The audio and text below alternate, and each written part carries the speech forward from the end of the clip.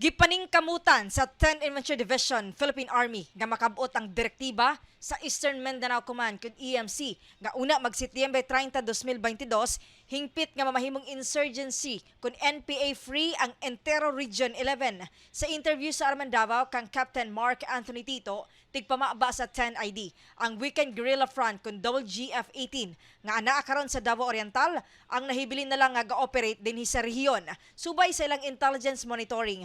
Anaa sa 12 ngadto sa 14 na lang ka mga miyembro ang maong grupo ug adunay 14 ka mga high power firearms. Giintensify sa 10ID ang ilang mga operasyon sa Davao Oriental ug hugot ang ilang panawagan sa mga nahibiling NPAs nga mo-surrender na sa gobyerno.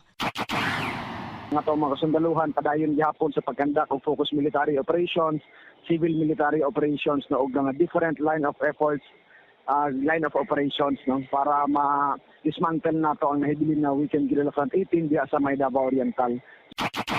Kasama mo sa balita ug serbisyo publiko, reaching millions nationwide and worldwide for 70 years. Radyoman Aimee Ginita, Tatak RMN.